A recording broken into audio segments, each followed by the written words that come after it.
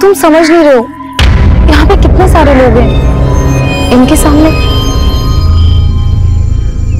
अरे कहाँ जा रहे हो? तुम पागल हो क्या? ये किसका बच्चा उठा लाया है? इसमें किसी का बच्चा नहीं, देख देख खाली है। खाली है तो फिर हमारे किस काम का? वहां भी तो बेकार ही पड़ा था, कम से कम हमारे किसके तो काम आया।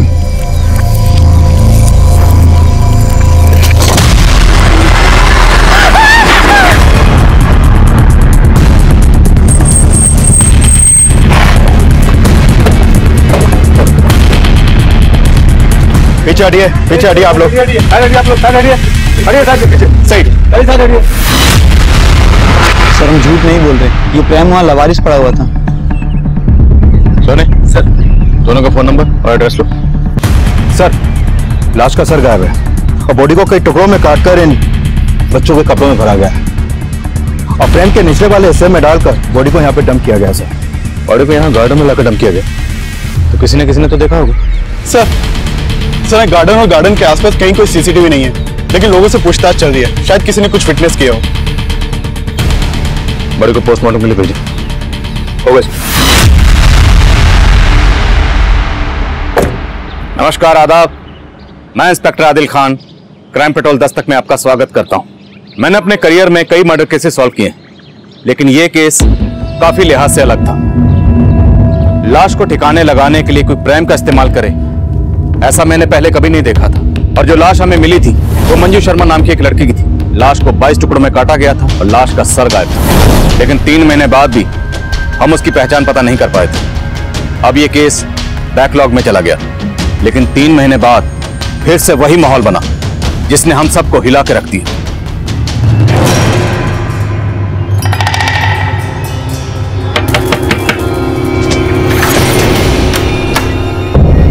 नमस्ते भाई साहब, ये ना बच्चों के कपड़े हैं जी, एक से एक वैरायटी है जी मेरे पास, देखो आप। नहीं हमें नहीं चाहिए। अरे भाई साहब एक ले लो ना, सुबह से ना बौनी तक नहीं हुई है जी मेरी, देखो तो सही कितने सोने कपड़े हैं।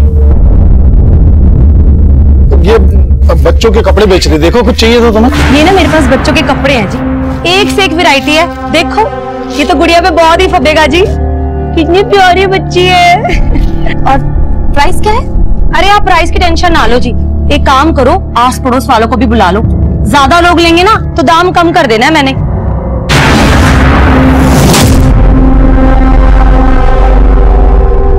ये देखो जी बहन जी, एक से एक वैरायटी है मेरे पास। ये सारे कपड़े ना लुधियाना की फैक्ट्री से लेके आती हूँ जी मैं। ये कपड़े अगर आप मॉल में जाओगे ना 10 गुना ज्यादा रेट पे मिलेंगे आपको। देखो तो आप फैब्रिक नहीं देख रहे हो जी, देखो इसका कलर कितना सुंदर है। ये मैं माधव को ट्राई करवाती हूँ।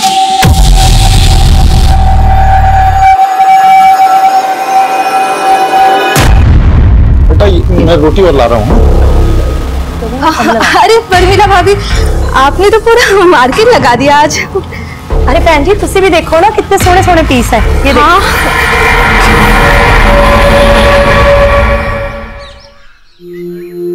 माँ आपके हाथ में कितनी अच्छी मेहंदी लगी है, मुझे भी ऐसी मेहंदी लगवानी है। दीदी स्कूल में मेहंदी लगवाना अलाउड नहीं है, टीचर डांटेगी। समर वेकेशन आ रही है तो मैं मेहंदी तो लगवा ही सकती हूँ, क्यों मम्मी? बिल्कुल बेटा, चलो आप जल्दी करो। माधव जल्दी ही लेट हो रहे हैं स्कूल के लिए। चाबी ले ली तुमने? मैं भी ऑफिस जा रहा हूँ। हाँ ले ली, चलो जल्दी चलो, स्कूल के लिए लेट हो रहे, आप जल्दी चलो। माँ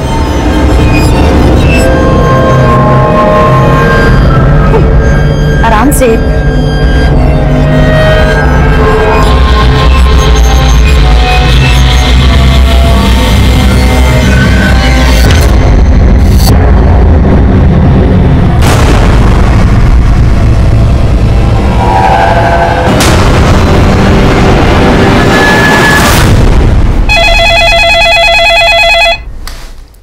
हेलो,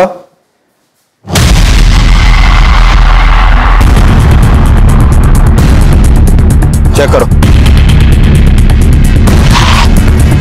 सर वो लावारिस बैग पड़ा देखा तो यहाँ के लोगों ने कंट्रोल रूम में फोन किया। हमने चेक किया तो देखा ये बैग लाश के टुकड़ों से भरा पड़ा है। सर ये देखिए, हाथों में मेहंदी लगी है, पक्का ये लाश किसी औरत की है, लेकिन सर इसका सर गायब है।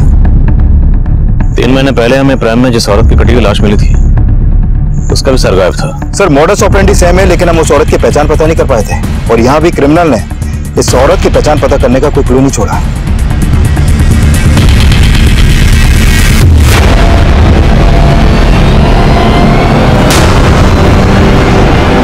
पापा पापा बोलो ना, मम्मी कब आएगी? आ जाएंगी बेटा, जल्दी आ जाएंगी।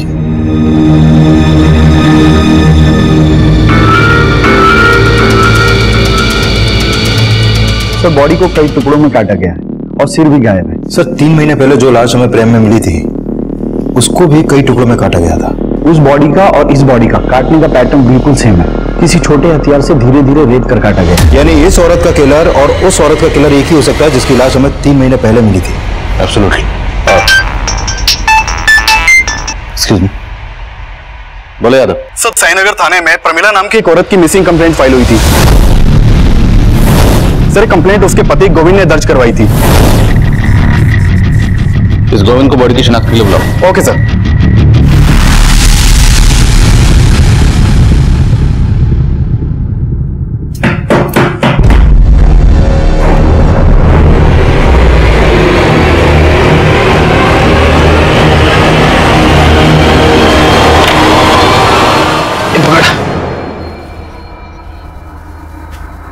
लुधियाना से तो तू कल ही निकल गया था और तू अब घर आया है।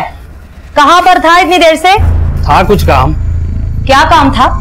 साला इतनी दूर तो टेम्पो चला के आया और ऊपर से तो सवाल जवाब शुरू कर रही है। फिर चाय बना दे, बहुत थक गया हूं मैं। एक दरवाजे से दूसरे दरवाजे जा जाके ना मैं भी बहुत थक जाती हूँ। जानता हूँ, पर एक चाय तो बना दे। रुक, तू ना ये सब्जी काट दे। खाना खाना है ना तो मदद करनी पड़ेगी मेरी।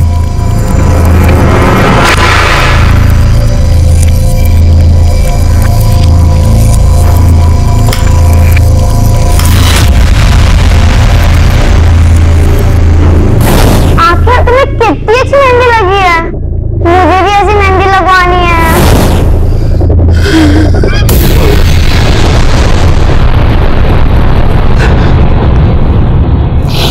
कल आखिरी बार मेरी प्रमिला से फोन पे बात हुई सर। आज आप फिर टिफिन ले जाना भूल गए? हाँ जानता हूँ, डोंट वरी, कुछ खा लूंगा बाहर में। वैसे बनाया क्या तुमने? मटर पनीर। लेकिन आप क्यों पूछ रहे हैं? आप तो वैसे भी बाहर खाने वाले हैं। अरे तो रात को घर पे आके खा सकता हूँ ना। अच्छा गोविंद, वो बच्चों के स्कूल से आने का टाइम हो गया तो मैं फोन रखती हूँ, लेने जाना है। सर फिर मुझे पता चला कि प्रमिला बच्चों को लेने पहुंची नहीं थी। बच्चे वहां वेट करते रहे, फिर किसी पड़ोसी ने देखा तो वो बच्चों को लेके घर आए। वो घर आए तो देखा कि वहां ताला लगा हुआ है। अंदर तो मम्मी दिख ही नहीं रही है। आंटी फोन की बेल तो जा रही है। आंटी फोन की आवाज तो अंदर से आ रही है। तो प्रमिला फोन अंदर रख के कहाँ चली गई? एक काम करते हैं, प्रमिला के हस्बैंड को फोन करके उसे इन्फॉर्म करते हैं। फिर मैं घर आया, कुछ समझ नहीं आ रहा था सर। प्रमिला अचानक से। देखिए, जैसा आपने बताया कि आपकी पत्नी प्रमिला ने फोन करके आपको ये कहा कि वो बच्चों को स्कूल बस से पिक करने जा रही है, लेकिन अगर वो वहां नहीं गई तो और कहां जा सकती हैं? सर उसने फोन पे तो यही बोला था कि मैं बच्चों को लेने जा रही, और वो अपना फोन घर पे क्यों छोड़ के गई? सर हो सकता है उसे लगा हो कि बच्चों को लेके वापस आना, तो छोड़ दिया। देखिए, अगर ऐसा है तो आपकी पत्नी के साथ जो भी हुआ वो आपके घर से लेके उस रास्ते के बीच में ही हुआ जहां पर स्कूल बस आपके बच्चों को ड्रॉप करती है। आपके बच्चे कहां?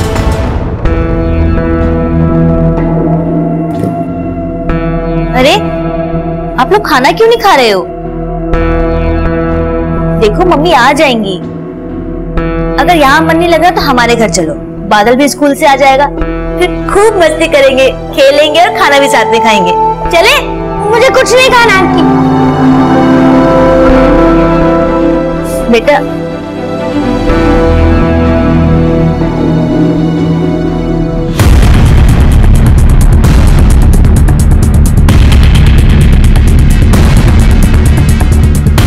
सर, मैंने उस दिन दोपहर को प्रमिला को देखा था, वो कहीं बाहर जा रही थी।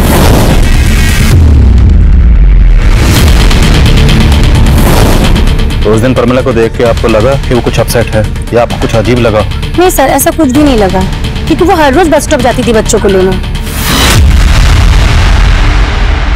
बेटा अब बड़े हो ना, समझदार हो, भाई को समझाओ ना।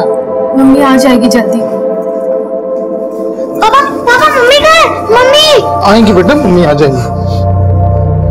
आप सर, ये हमारी पड़ोसी। मैं मेघना। मैं विद्या। बेटा कौन से स्कूल में पढ़ते हैं आप लोग? सर ये 3rd में है, ये 4th में। कविन जी, देखिए आपकी पत्नी की लाश यहां से 10 किलोमीटर दूर सिंगोजा में मिली। आपको किसी पर शक, किसी से कोई झगड़ा या दुश्मनी? नहीं सर, ऐसा तो कुछ समझ नहीं आ रहा। प्रमिला जी वर्किंग थी या हाउसवाइफ? सर थी तो हाउसवाइफ, लेकिन साथ साथ में शेड्यूल की मेंबरशिप ले रखी थी। शेड्यूल मतलब? Schedule enterprises sir, beauty product बनाते हैं ये लोग। तो प्रमिला आसपास पड़ोस में और रिलेशन में ये प्रोडक्ट बेचती थी।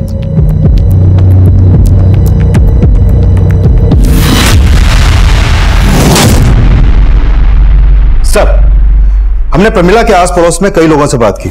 उनसे प्रमिला के पति गोविंद के एक अफेयर के बारे में पता चला। अफेयर? हाँ सर, एक्चुअली प्रमिला के पड़ोस में एक विद्या नाम की औरत भी रहती है। सर ये विद्या अभी 4 महीने पहले ही अपने पति के साथ वहां पर शिफ्ट हुई थी। इसका पति ऑफिस टूर पे ज्यादातर बाहर ही रहता है सर, और इस गोविंद का इस विद्या के घर में काफी आना जाना। सर गोविंद और विद्या का पक्का अफेयर था, तभी तो प्रमिला को शक था गोविंद पर। शक?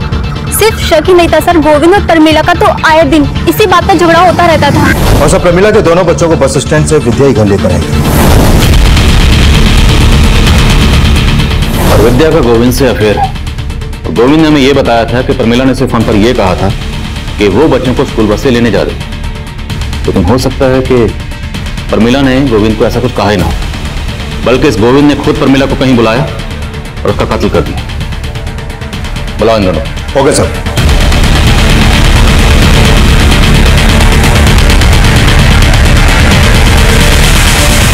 बेटा आंटी बोले कुछ खा नहीं देते, कुछ खा लो ना।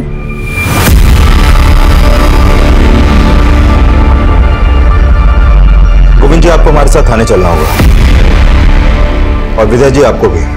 मुझे क्यों? थाने चलिए, बताते हैं। मेघना जी बच्चों का ख्याल रखना।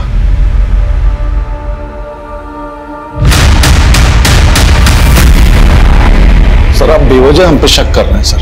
हम शक नहीं कर रहे, बल्कि हम तो मान रहे हैं कि तुम दोनों ने प्रमिला का मर्डर किया। नहीं सर, हम दोनों ने ऐसा कुछ नहीं किया है। अच्छा, इसके बच्चों को स्कूल बस से लेने तुम ही गई थी ना? हाँ सर। अब तुम बोलो, प्रमिला को कहां बुलाया और कहां उसका मर्डर किया? ये क्या कह रहे हैं आप सर? हम लोगों ने ऐसा कुछ नहीं किया सर। सर मैं अपने बच्चों की कसम खा के कह रहा हूं, नहीं किया सर कुछ भी। सर मानते हैं हमारा रिश्ता गलत है, लेकिन प्रमिला के मर्डर से हमारा कोई लेना देना नहीं है सर। हाँ सर।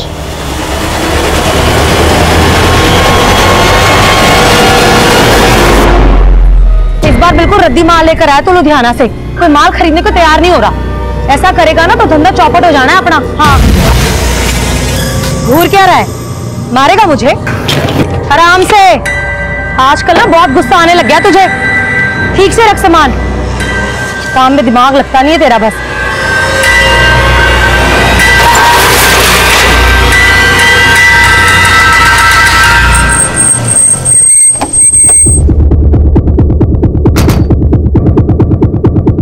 सर ये प्रमिला की पोस्टमार्टम रिपोर्ट। सर रिपोर्ट में सामने आया है कि प्रमिला का मर्डर उसी शाम हो गया था जिस दिन उसके पति गोविंद ने उसकी मिसिंग कंप्लेंट दर्ज करवाई थी। सर प्रमिला का भी उसके मर्डर से पहले रेप हुआ था। 3 महीने पहले हमें जिस औरत की लाश मिली उसका भी पहले रेप हुआ, फिर मर्डर हुआ। यस सर, काफी कुछ सिमिलर है। काफी कुछ सिमिलर है तो रेपिस्ट का डीएनए भी सिमिलर हो। डीएनए मैच करो। सर जिस दौरान प्रमिला गायब हुई थी उस वक्त विद्या अपने घर पे नहीं थी और गोविंद भी अपने ऑफिस में नहीं था। इस विद्या और गोविंद की एक्टिविटी सस्पिशियस लग रही। मजिस्ट्रेट साहब से गोविंद की डीएनए लेने की परमिशन लो। Right sir. सर प्रमिला के कॉरिडोर में एक नंबर सस्पिशियस मिला है। पिछले काफी समय से प्रमिला की शंकर नाम के एक आदमी से बातें होती थी। लेकिन सर शंकर का नंबर अभी बंद है। कौन है Shankar? Sir Shankar Shearer enterprises में एरिया मैनेजर था और प्रमिला भी पहले वहीं की मेंबर थी।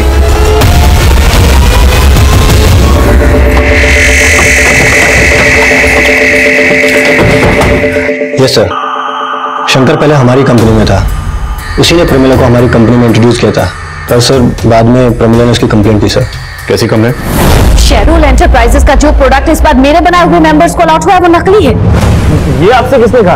अरे किसने कहा मतलब, मैंने खुद चेक किया है। देखिए मैम आप इधर आइए। मुझे कहीं आने की जरूरत नहीं है, आप मेरी बात सुनिए। शेरुल एंटरप्राइजेस का टैग उस प्रोडक्ट पे है लेकिन प्रोडक्ट नकली है। देखिए मैम आप आराम से बात कीजिए, मैं आपको। प्रमिला की कंप्लेंट जायज थी सर, हमने इंक्वायरी की तो पता चला कि सिर्फ प्रमिला नहीं, ऐसी कई और औरतों को भी चीट कर रहा था। सर एक्चुअली शंकर थोड़ा सा कैरेक्टरलेस था। थोड़ा सा मतलब? Actually he is a womaniser. हमारे ऑफिस में काम करने वाली और भी कई फीमेल एम्प्लॉयज ने उसकी कंप्लेंट की। हमारी कंपनी की रेपुटेशन का सवाल था तो हमें उसे जॉब से निकालना पड़ा। आपने शंकर को जॉब से कब निकाला? यही कोई 15-20 दिन पहले। उसका फोन बंद है, उसका एड्रेस तो होगा आपके पास?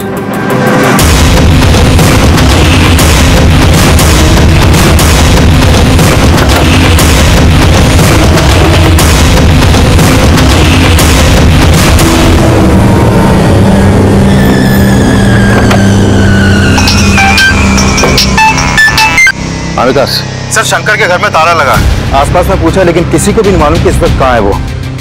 अब गोविंद और विद्या के अलावा ये शंकर भी हमारा सस्पेक्ट है। इस शंकर के लिए लुकआउट नोटिस जारी करो। नमस्ते जी, मैं शंकर शुरू ब्यूटी प्रोडक्ट से। मैंने आपको कॉल किया था ना? जी जी, आइए प्लीज। Thank you.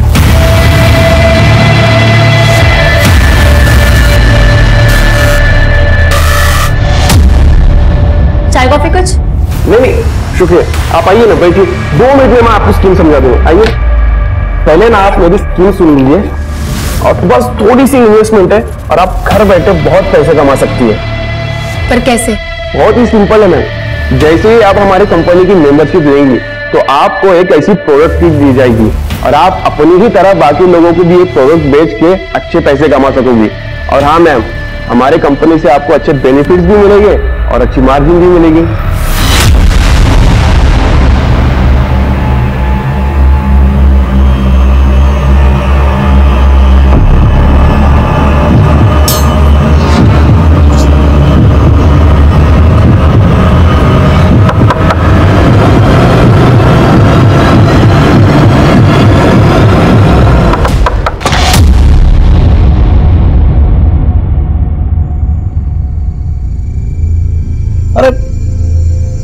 सुनो, मैंने एक बेहतरीन प्लान किया है। समर वेकेशन पे तुम दोनों को लेके शिमला चल रहे हैं घूमने, ठीक है? सबसे पहले खाना खाते हैं, खाना खाते खाते प्लान करते हैं। आ जाओ। पर पापा, मम्मी तो है ही नहीं, वो कब आएंगे? मम्मी आ जाएंगी बेटा, उससे पहले आ जाएंगी ना। झूठ बोल रहा, अब वो नहीं आएंगी क्योंकि आपने उनको मार डाला है। क्या बोल रही हो तुम? किसने कहा तुमसे ये? सब यही कहते हैं कि आपने और विद्या आंटी ने मिलकर मम्मी को मार डाला।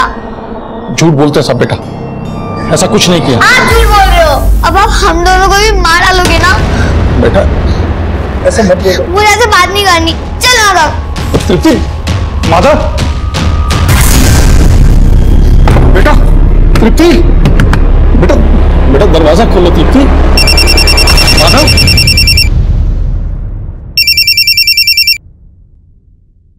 हेलो हेलो गोविंद, तुषार बोल रहा था। मेघना माधव और तृप्ति के साथ है क्या? नहीं तो यहाँ तो नहीं है मेघना। पता नहीं कहाँ चली गई। उसकी शॉप भी बंद है, फोन भी नहीं लग रहा उसका। गोविंद, मैं माधव को थोड़ी देर तुम्हारे यहाँ छोड़ दूं क्या? मैं उसकी मम्मी को ढूंढ लूंगा जब तक। हाँ छोड़ दो।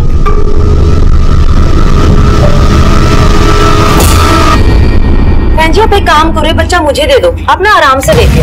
लो। अच्छा जी, संभाल।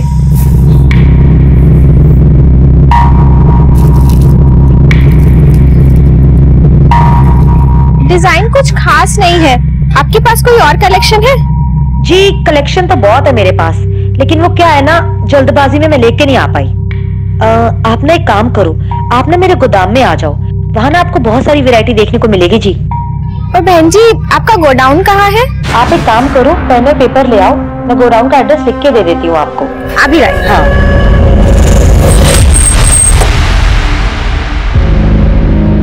सर, साईनगर थाने में जहाँ पे प्रमिला की मिसिंग कंप्लेंट फाइल हुई थी, वहां से एक इन्फॉर्मेशन आई है। उसी थाने में प्रमिला के मोहल्ले की एक और औरत की मिसिंग कंप्लेंट दर्ज की गई है।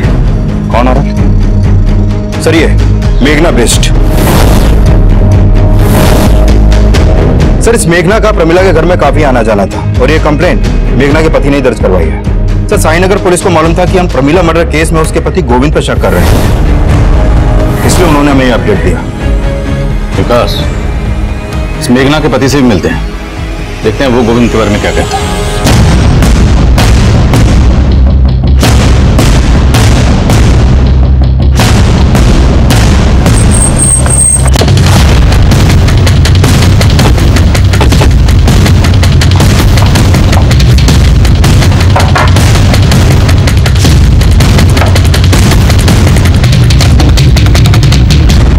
साईनगर थाने की पुलिस भी मुझसे विद्या और गोविंद के बारे में पूछ रही थी, क्योंकि उनको डाउट था कि प्रमिला के मर्डर में उन दोनों का हाथ हो सकता है। लेकिन मेरी बीवी को लगता था कि प्रमिला के मर्डर में गोविंद और विद्या नहीं हो सकते।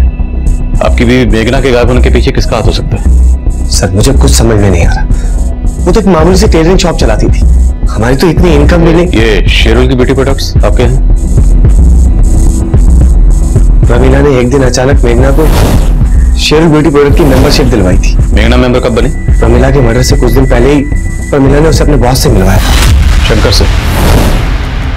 शायद, लेकिन फिर पता चला कि उनकी किट में सारे प्रोडक्ट फेक है। प्रमिला ने कहा था कि मेघना को अपने बॉस से सारे पैसे वापस दिलवा देगी, लेकिन प्रमिला हमें पैसे दिलवाती उससे पहले उसकी डेथ हो गई। मुझे लगा कि मेघना शंकर से मिलने उसके ऑफिस गई होगी, लेकिन मैंने जब वहां जाके पता किया तो पता चला कि शंकर को तो कुछ दिन पहले ही ऑफिस से निकाल दिया गया था और मेघना तो कभी ऑफिस गई नहीं थी। सर, हम मानते हैं कि प्रमिला के साथ मेघना को भी शंकर ने चीट किया होगा, और सर मेघना यहाँ कभी नहीं आई। और सर, हम तो आपको पहले ही बता चुके हैं कि शंकर को हमने जॉब से निकाल दिया था। सर, पहले प्रमिला का मर्डर और अब मेघना गायब, और इन दोनों का कनेक्शन इस शेरुल एंटरप्राइजेस से जुड़ा हुआ है। सर, कहीं ऐसा तो नहीं कि प्रमिला की तरह इस मेघना को भी शंकर ने गायब किया हो? शंकर के घर पर ताला लगा हुआ है, उसका फोन बंद है। ये मेघना शंकर के टच में आई कैसे? मेघना की कॉल रिकॉर्डिंग लो, हो सकता है उसमें शंकर का तो दूसरा नंबर।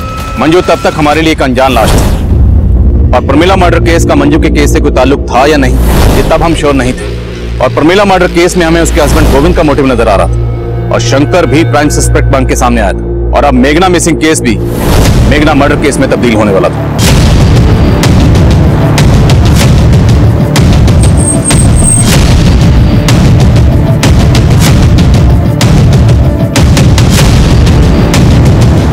सर, इस औरत की बॉडी को भी चॉप करके डंप किया गया, इसका सर भी गायब है। कहीं ये मेघना तो नहीं?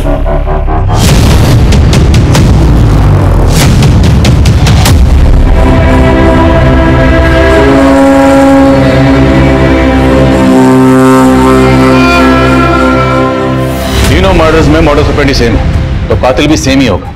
प्रमिला और मेघना के मर्डर्स में ये शंकर कॉमन, तो पूरे चांसेस हैं कि जिस औरत की लाश हमें 3 महीने पहले भी इस प्राइम में मिली थी, उसका कातिल भी यही शंकर होगा। सर, शंकर का नेटिव एड्रेस कानपुर का है, वहाँ इसके पेरेंट्स रहते हैं, लेकिन ये काफी टाइम से कानपुर गए नहीं। लेकिन कानपुर पुलिस की इसके पेरेंट्स पे नजर है। इस शंकर का मिलना बहुत जरूरी है, इससे पहले कि किसी और औरत को अपना टारगेट बनाए।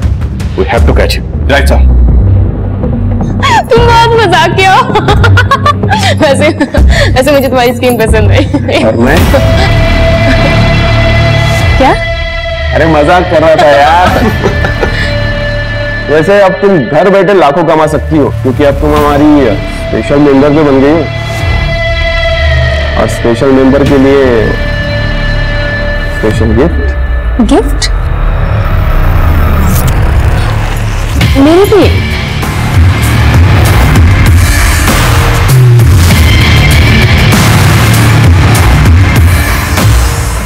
Thank you. सर, इस मेघना के कॉल रिकॉर्ड में ऐसा कोई नंबर नहीं मिला जो शंकर से कनेक्टेड हो। लेकिन सर, जिस समय मेघना का फोन रानीगंज मार्केट में बंद हुआ, उस समय गोविंद का फोन भी वहां पर एक्टिव था।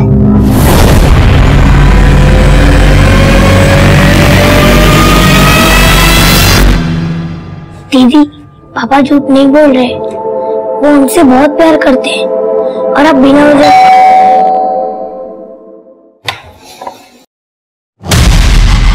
चलो इनको। लेकिन मेरी बात सुनिए सर। चलिए चलिए। पापा देखिए मेरी बात। पापा पापा अंकल अंकल कहाँ ले जा रहे हो मेरे पापा को? पापा पापा झूठे हैं। पापा नहीं मम्मी को मारा है।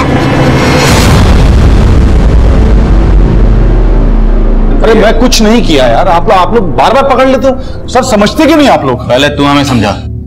प्रमिला को तुमने मारा विद्या के लिए, लेकिन मेघना को मारने के पीछे तेरा मोटिव क्या था? सर मैं बार बार कह रहा हूँ, न मैंने मेघना को मारा न प्रमिला को मारा। सर आप कैसी बात कर रहे हैं? जिस दिन मेघना का फोन रानीगंज में स्विच ऑफ हुआ उस दिन तेरा फोन वहीं एक्टिव था।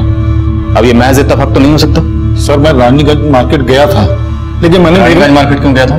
सर मुझे मेघना पे शक था, इसलिए मैंने सोचा कि कहानी मत सुना। मैं सच कह रहा हूँ सर, मुझे मालूम था कि मेरी पत्नी प्रमिला ने मेघना को अपना सूट सिलने के लिए दिया है, तो मुझे लगा जिस दिन वो गायब हुई है उस दिन उसकी दुकान पे जरूर गई होगी, और मैंने मेघना से बात भी की। सर मेघना जी, प्रमिला ने बताया था कि आपके यहाँ उसने सूट सिलने के लिए दिया था, तो आखिरी बार जब बच्चों को लेने आई होगी तो आपकी दुकान पे तो जरूर आई होगी। आप नहीं गोविंद भैया, वो मेरे पास नहीं आई थी। अगर वो आई होती तो मैं आपको पहले बता देती। लेकिन आपको मुझे लेट हो रहा है, मैं भी चलती हूँ। सर मुझे लगा मेघना झूठ बोल रही है, तो मैं उस पर नजर रखने लगा और उसका पीछा करते हुए रानीगंज मार्केट गया था मैं। सर मुझे लगता है मेघना को पता चल गया था कि मैं उसका पीछा कर रहा हूँ, इसलिए वो मार्केट में चालाकी से गायब हो गई। सर चालाकी तू कर बोल, मेघना और प्रमिला को मारने के पीछे की असली कहानी क्या है? और विद्या को इसलिए फंसा रहा था ना ताकि पहले उसका रेप करे फिर मर्डर। सर क्या कह रहे हैं सर, मैंने ऐसा कुछ नहीं किया, मैं बार बार आपको बोल रहा हूँ सर। तेरी डीएनए रिपोर्ट से साफ हो जाएगा कि तूने मेघना का रेप भी किया। सर मदन, सर मेरी बात का हम यही अंदाजा लगा रहे थे कि बाकी विक्टिम्स की तरह मेघना का भी रेप हुआ होगा, पर पोस्टमार्टम रिपोर्ट ने हमारे इस अंदाजे को गलत साबित कर दिया। मेघना का रेप नहीं हुआ था। पोस्टमार्टम रिपोर्ट हमें उलझा रही थी, क्योंकि मेघना का कत्ल बिल्कुल वैसे ही हुआ था जैसे मंजू और प्रमिला का हुआ था, और उन दोनों का रेप भी हुआ था। उन दोनों की बॉडी पर मिला डीएनए रेपिस्ट के डीएनए से मैच हो गया था, और शक की बुनियाद पर हम गोविंद के डीएनए को उस डीएनए से मैच करवा रहे थे। शंकर की तलाश अब भी जारी थी, क्योंकि शंकर का कनेक्शन मेघना और प्रमिला दोनों से नजर आ रहा था। हम मेघना और प्रमिला से जुड़ी हर छोटी से छोटी बात पता करने में लगे हुए थे, और इसी तफ्तीश के दौरान हमारी नजर में 2 सस्पेक्ट आए। सर प्रमिला के घर में एक औरत आती थी जो छोटे बच्चों के कपड़े दिखाती थी यहाँ पे, और साथ में उसका पति भी आता था टेम्पो में, और प्रमिला के मर्डर के बाद वो दोनों अचानक आना बंद कर दिया। लाश के टुकड़ों को 4 से 6 साल के बच्चों के कपड़ों में छुपाया गया। अच्छा कौन थी वो औरत, कुछ मालूम है तुम्हें? सर वो बोलती थी कि लुधियाना में किसी फैक्ट्री से वो सामान उठाती है और इधर लाके बेचती है। सर जो औरत प्रमिला और मेघना के घर बच्चों के कपड़े बेचने जाती थी उसका पता चल गया। चित्रा नाम है उसका, और उसके पति का नाम है नवीन। सर ये दोनों हस्बैंड वाइफ आसपास की कॉलोनियों में डोर टू डोर जाकर कपड़े बेचते हैं। चित्रा और नवीन रहते कहाँ? सर ये लोग मुकुंद नगर में रहते हैं। ये मुकुंद नगर रानीगंज के पास ही पड़ता है, जहां पर मेघना का फोन बंद हुआ था। मिलते हैं इस मियां बीवी से।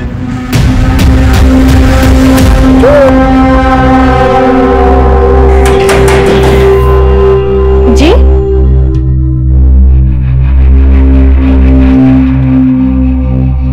जी बोलिए।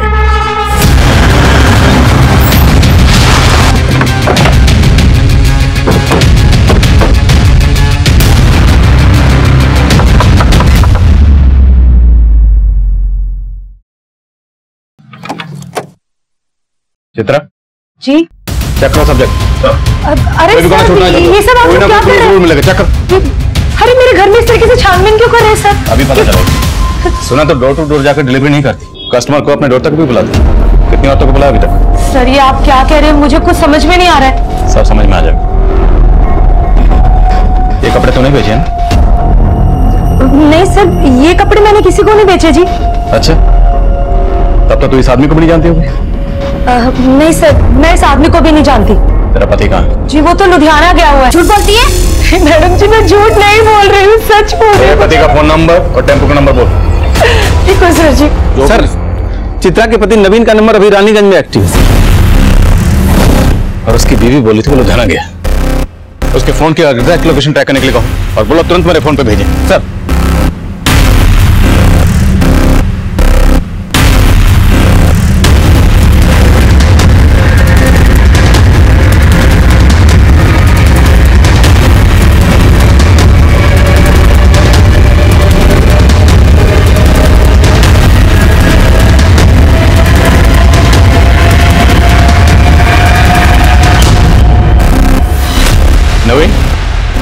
जी साहब बोलिए।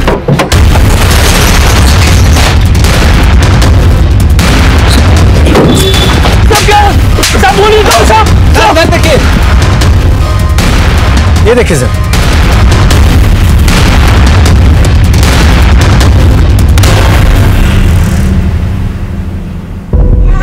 ये बच्चा कहां से आया? साहब मुझे नहीं पता है बच्चा मेरे टेम्पो में कैसे आया साहब।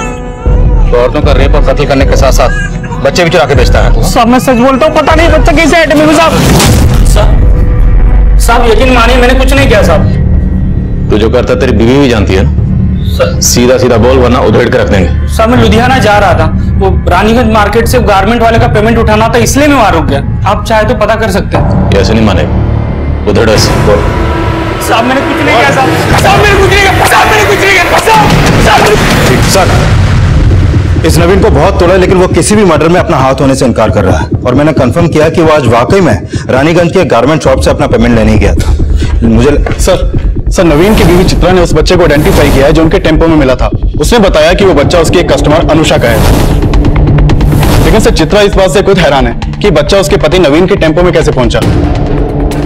अनुषा, पता करो ये अनुषा कहां रहती? सर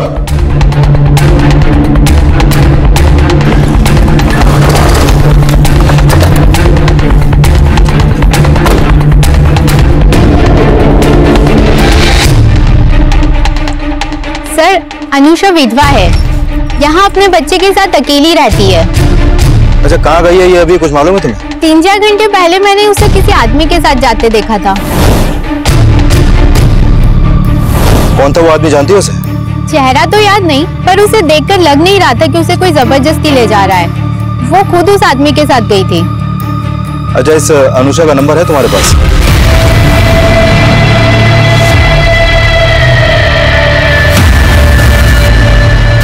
सर अनुषा का फोन भी रानीगंज मार्केट में बंद हुआ था। रानीगंज? और रानीगंज से हमने नवीन को पकड़ा था बच्चे के साथ। सर ये नवीन अभी भी कुछ नहीं उगल रहा है और मैंने कंफर्म किया कि ये अनुषा के घर के बाहर देखा ही नहीं गया है। सर हो सकता है ये अनुषा किसी और के साथ मार्केट गई हो। शंकर? हो सकता है ये नवीन शंकर को जानता और अनुषा का बच्चा शंकर ने नवीन को दिया। साहब मैं शंकर को नहीं जानता, पता नहीं वो बच्चा मेरे टेम्पो में कैसे आया। साहब मैं कुछ नहीं आया साहब मैं सिर्फ बोल रहा हूं सर शंकर के पेरेंट्स का नंबर हमारी सर्वेलेंस पे था। सर शंकर के पेरेंट्स के नंबर पे इस नंबर से फोन आया था। जब इस नंबर के बारे में पता किया तो पता चला कि ये शंकर का ही दूसरा नंबर है जो आगरा के एड्रेस पर रजिस्टर्ड है। सर ये नंबर को ट्रेस कर लिया गया है, इस वक्त लखनऊ में एक्टिव है।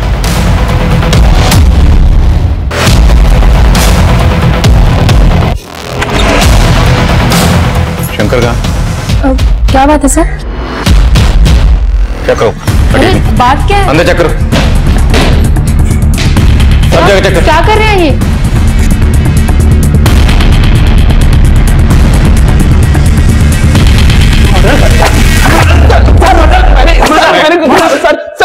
सर मैं मानता हूँ कि मैंने कई औरतों को चीट किया है और प्रमीला जैसी कई औरतों को मुझसे प्रॉब्लम भी थी सर, लेकिन मैंने मर्डर नहीं किया सर। तो फिर इतने दिनों से गायब क्यों था? सर मैंने फ्रॉड किया था इसलिए गायब हो गया था। ये ऐसे नहीं मानेगा, प्लीज कंटिन्यू।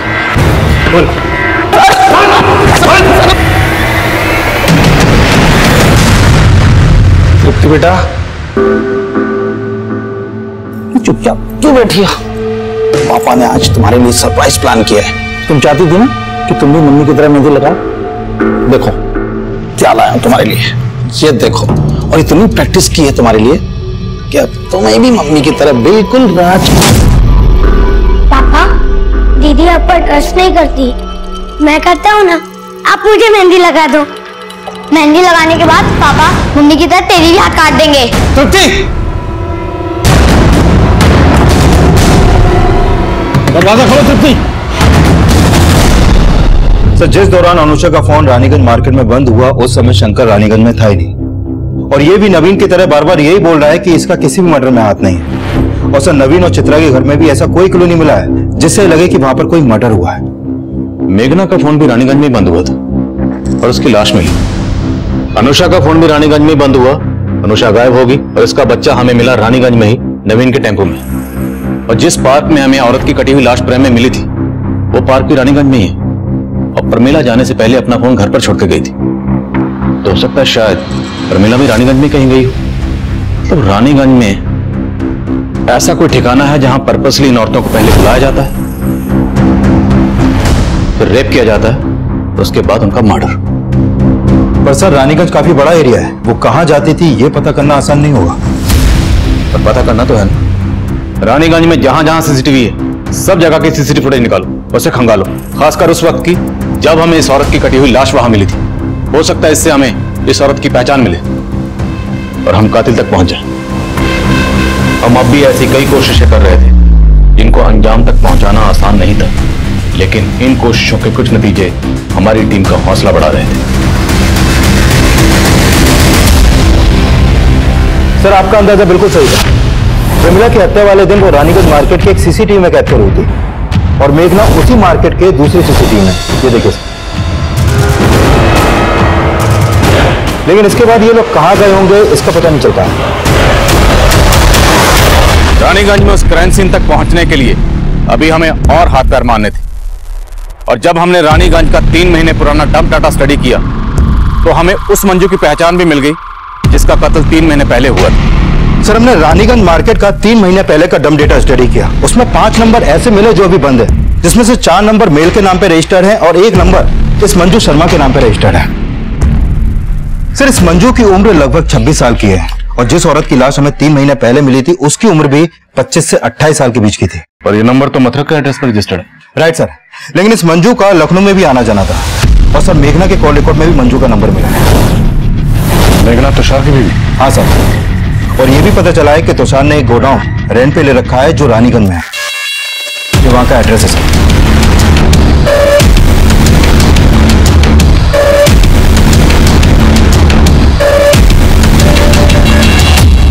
साला सारा कसूर मेरी खोपड़ी का है। सेक्स के सिवाय मुझे कुछ दिखता ही नहीं। बागपत में इसी आदत ने 2 औरतों को मरवा दिया था मुझसे। मेघना को मुझ पर शक होने लगा तो मैंने उसे ऐसा घुमाया कि वो मुझ पर विश्वास करने लगी और मेरे साथ यहाँ लखनऊ शिफ्ट हो गई। यहाँ पर उसने सिलाई की दुकान खोली और रानीगंज में गोडाउन भी ले लिया। मंजू मेघना की कजन थी और जब मंजू यहाँ से मथुरा वापस लौट रही थी तो वो मेरा पहला टारगेट कर रही थी। हाँ बैठो, मैं छोड़ दूं। मुझे सिर्फ 2 मिनट का काम है, फिर मैं तुम्हें बस स्टॉप पे छोड़ दूंगा। ठीक है। एक काम करो ना, तुम भी अंदर ही आ जाओ। उस दिन मैं पार्क के पीछे वाले तालाब में मंजू की लाश को फेंकने जा रहा था, लेकिन पार्क में एंटी रोमियो स्क्वाड का छापा पड़ा था, इसीलिए मैं डर के प्रेम पार्क में छोड़ के चला गया था।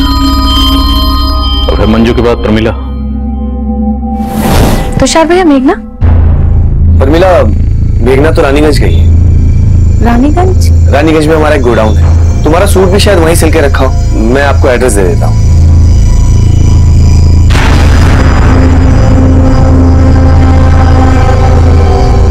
मंजू और प्रमिला के मर्डर के बाद मेघना को मुझ पर शक होने लगा, इसलिए मुझे उसे भी रास्ते से हटाना पड़ा।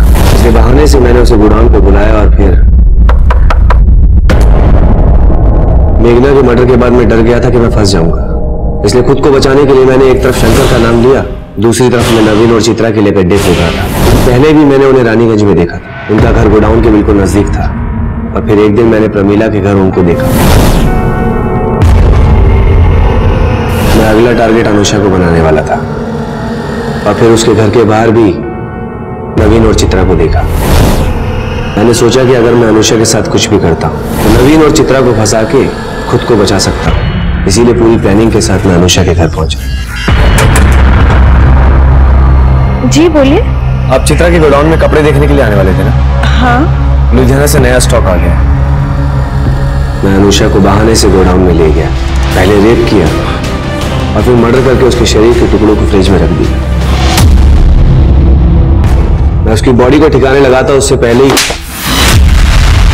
तुषार एक के बाद एक जुर्म किया जा रहा था, और हैरान करने वाली बात यह थी कि तुषार की पत्नी मेघना को अपने पति के इन जुर्मों की हर मोड़ पर दस्तक मिल रही थी, लेकिन उसने इस दस्तक को नजरअंदाज किया। उसकी कजन मंजू पिछले 3 महीने से गायब थी और उसे यह भी अंदाजा था कि हो सकता है मंजू का कत्ल उसके पति तुषार ने किया, लेकिन फिर भी उसने इस बारे में पुलिस को कुछ नहीं कहा, जिसका नतीजा यह निकला कि मंजू और प्रमिला के कत्ल के बाद तुषार का वो घिनौना राज मेघना के कत्ल की दस्तक बन गया। अनुषा ने एक अजनबी की बात पे भरोसा किया, वो उस जुर्म की दस्तक को महसूस ही नहीं कर पाई और नतीजा ये हुआ कि उसका बच्चा अनाथ हो गया। कोई भी जुर्म होने से पहले दस्तक जरूर देता है। इस दस्तक को सुनिए और किसी भी जुर्म को होने से पहले उसे रोकिए। देखते हैं हमारे आज के एपिसोड की दूसरी कहानी। अरे कहाँ दिखा रहे हैं मिश्रा जी, कुछ अच्छा दिखाइए ना। अरे कहीं और इम्पोर्टेड क्वालिटी है सब। हाँ अरे ये देखो, ये वाला अच्छा है, रंग भी पसंद है, दे दीजिए ना इसको। मिश्रा जी बहुत बढ़िया है, इसको हमारे लिए पैक कर दीजिए। हमारा पसंद है, नजर गड़ाने का आदत तुम्हारा गया नहीं है। हाँ अच्छा लगता है तुमको ना हमारा जूठा खाना। काकुल यादव जबान संभाल के बात करो, समझी? अच्छा कपड़ा पहनने से कोनो अच्छा नहीं लगता। ये बंदरिया जैसी शकल लिए हो ना, ये पहन लोगी तो कुछ अच्छी नहीं लगने लग जाओगी। बंदरिया ये लगोगी बंदरिया। हम बंदरिया हैं। अपना आईना कभी देखियो? हाँ बकरी जैसे तुम्हारा मुंह है, और चुपचाप यहाँ से खसक जाओ। छोटा पकड़ पकड़ के जो कूटेंगे ना हम यहाँ, समझ जाना भी तुम। तो हम यहाँ देखना है कि अभी तुम्हारे साथ तुम्हारी मेमनिया बहन को भी ना काट डालेंगे, समझी? दीदी दीदी एक कपड़वा के लिए इतना बवाल काहे कर रही हैं? चलिए घर चलते हैं, बाद में लेंगे कपड़ा। चलिए चुप रहो तुम। चलो कहाँ, अभी तो खेला शुरू हुआ है। दीदी यादव की बहन लोगों को ना छोड़ना मत, कचर कचर के इनका हिसाब लेना। चलो तुम जिंदा छोड़ है, अरे काट के रख तुम्हें खत्म करके ही रहेंगे। बहुत तमाशा देख रही है काकुल, तुम्हारा हमारा भी हम देख लिया। अरे तुझको तो हम मोड़ देंगे काकुल, बंदरिया की शकल। अरे शांत हो जाओ, ऐसा ही एक दूसरा जोड़ी मंगवा देंगे आप लोग, बस शांत हो जाइए। अरे मिश्रा जी क्या बात कर रहे हैं हम? इस चिल्लर का हम सेम टू सेम सूट पहनेंगे।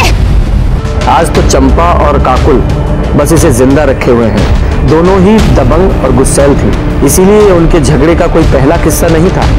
इससे पहले और इसके बाद भी कई झगड़े हुए, और अब ये दुश्मनी और भी गंदगी पर उतरने वाली थी।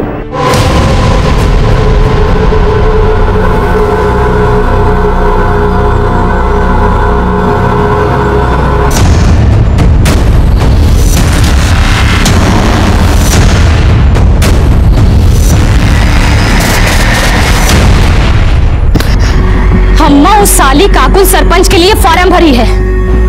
हम चाहते थे कि पिताजी के बाद तुमको सरपंच के लिए खड़ा करेंगे, पर हमको पता है कि उस साली काकुल तुमको कहीं टिकने नहीं देगी। यही मारे अम्मा हम सोच रहे हैं कि इस बार इलेक्शन के लिए हम खड़ा होंगे। उसका सारा जमानत हम जब्त करा लेंगे। ऐसी हार हरवाएंगे ना तुमको कि मुंह दिखाने के लायक नहीं रह जाओगी काकुल तुम।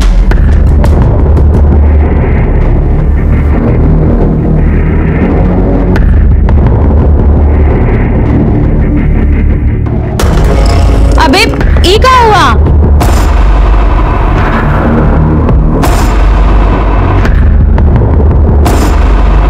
देखो दीदी, हमारा दिमाग पहले से बहुत खराब, ज्यादा बकैती करके ना और ज्यादा चौपट मत करो। अरे बस घड़ी में शेर बने रहना, बाहर तो तुमसे मच्छर भी नहीं मारा जाता। क्या हुआ ये सब बताओ, कैसे हुआ है? अरे वो रास्ते में काकोलिया मिल गई थी।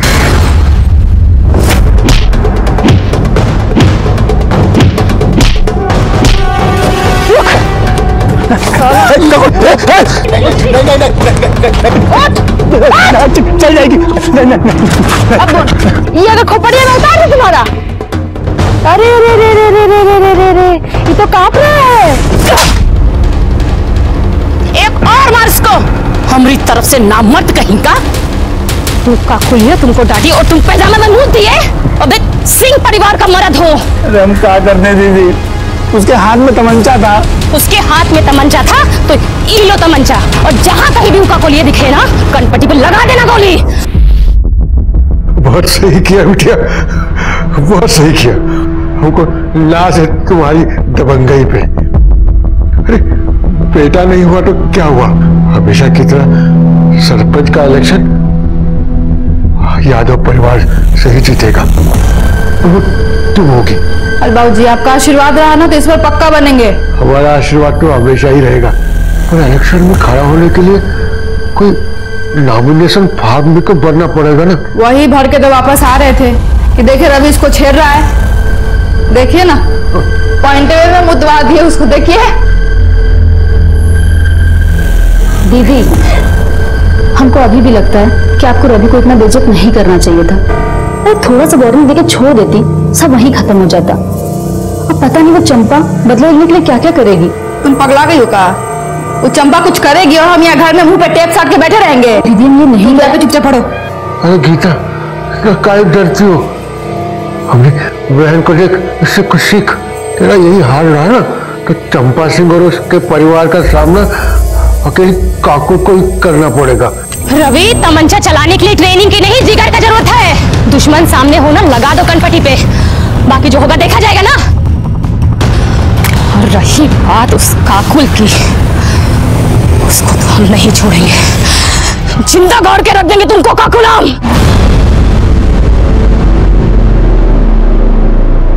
किसे बनाए? आज हम बहुत खुश थे बाबूजी, इसलिए बनाए हैं। नहीं तो रोज तो गीता के हाथ का फीका खाना ही खाना पड़ता है आपको। लीजिए।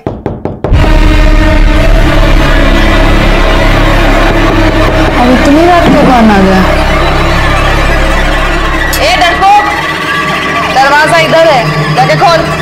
नहीं दीदी, हम नहीं खोलेंगे, हमको पक्का पता है चंपा है, अपने भाई का बदला लेने आई है, हम नहीं खोलेंगे। हम यहाँ बैठे हुए हैं ना, जाके खोल। बाबूजी बोलो ना दीदी को। जा। ये लीजिए। कौन है? कौन? कौन?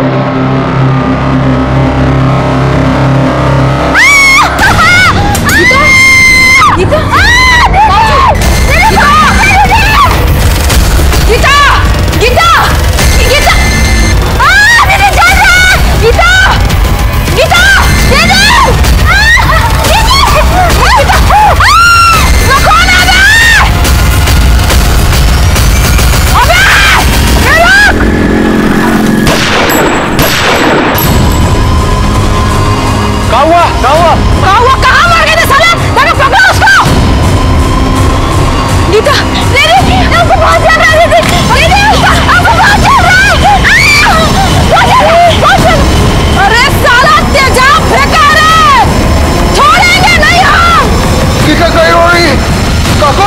अरे इसमें क्या हुआ?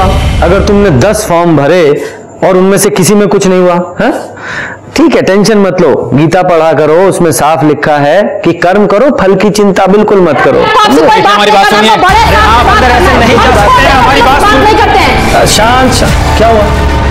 क्या कंप्लेन है आपकी? हमारी बहन गीता पर एसिड फेंका गया है, उसका पूरा चेहरा में एकदम जल के लाल हो गया है।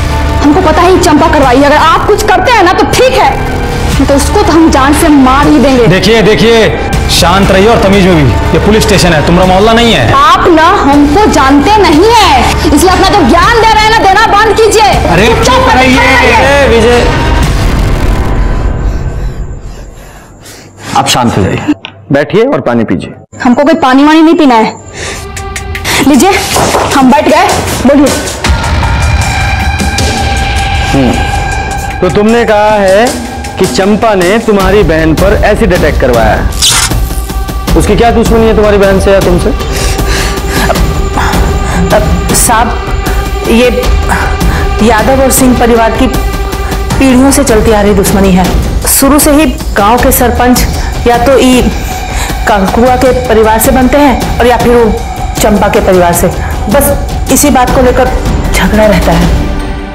काकी, ये भी तो बताओ ना, सिंह परिवार का एक भी सरपंच आज तक गांव वालों के लिए कुछ नहीं किया, सारा पैसा अपना पॉकेट में रख के निकल लिया। अच्छा, तो सिंहासन का झगड़ा है। देखो, ये झगड़ा ना रामायण और महाभारत काल से चला आ रहा है, सब लोग देखते हैं, सुनते हैं, पढ़ते हैं, पर अमल कोई नहीं करता। तो तुम्हारी दुश्मनी उस चंपा से नहीं, उसके परिवार से है। कही बात है इंस्पेक्टर साहब, और इसीलिए उसने तुम्हारी बहन पे एसिड अटैक करवाया। इसीलिए नहीं, उसका जो निकम्मा भाई है ना रवि, हमारी बहन गीता के साथ जबरदस्ती कर रहा था। क्या कर रहे हो?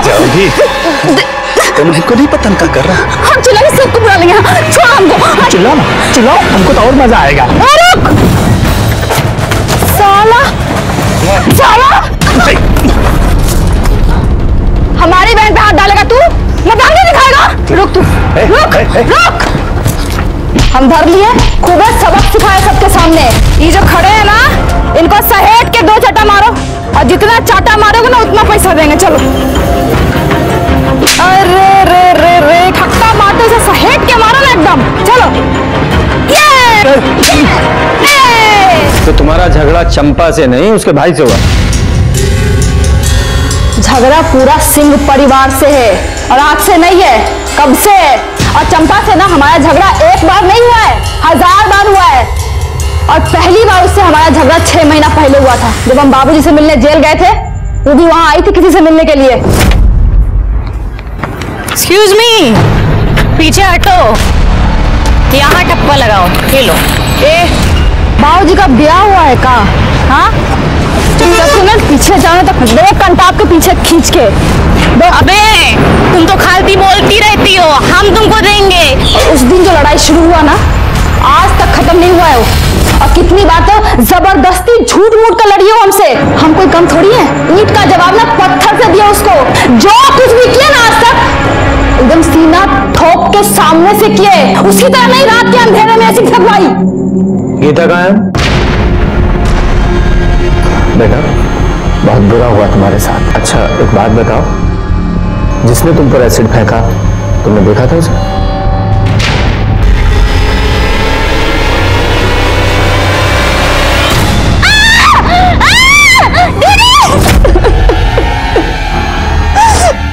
भाग गए सबके सब साले। अगर पकड़े जाते ना तो उनको जिंदा नहीं जला होता तो काकुल हमारा नाम नहीं। और छोड़ने वाले तो हम उसको ऐसे भी नहीं है। तुम इस समय गीता को तुम्हारी ज्यादा जरूरत है और कानून अपने हाथ में ना ले तो ज्यादा बेहतर होगा, वरना आप खुद मुसीबत में आ सकती हैं। और रही बात चंपा की, तो उसे हम बात करेंगे, समझी?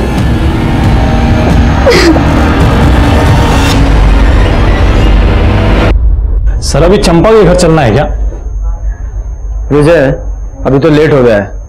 वैसे भी 8 बजे के बाद किसी महिला से तो पूछताछ कर नहीं सकते, कल सुबह बात करते हैं।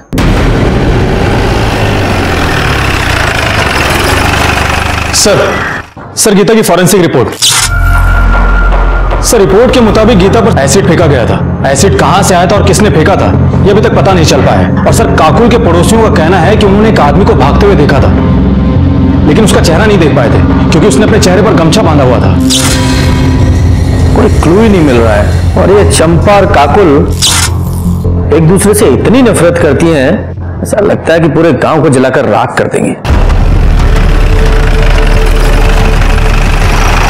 हमको तो ये समझ में नहीं आ रहा है कि हम आपसे बात क्या करें भाई। सभी कुछ तो साफ साफ दिख रहा है ना कि गांव का चुनाव नजदीक है और गांव के लोगों का सहानुभूति पाने के लिए वो ककुलिया खुद अपनी बहनियत पे जा फितवाई है और इल्जाम हम पे लगा दी है ताकि गांव के लोगों का वोट उसको मिले, हमको नहीं। सर वो कुछ भी बकैती काटी और आप आगे मुंह उठा के हमसे बात करने के लिए, गजब है। हम सिर्फ अपनी ड्यूटी कर रहे हैं, आपसे कुछ सवाल पूछने हैं। आप हमसे कुछ सवाल नहीं, बहुत सवाल पूछिए, लेकिन पहले एक महिला पुलिसकर्मी आप अपने साथ लेकर आइए। कहा है कि बिना महिला पुलिसकर्मी के हम आपके कौने सवाल का जवाब नहीं देंगे, जान लीजिए। अब इतना तो कानून हम भी जानते हैं ना, सरपंच का चुनाव लड़ने जा रहे हैं। थाने से महिला कांस्टेबल बुलाओ। जी सर। सर महिला कांस्टेबल आ गई है।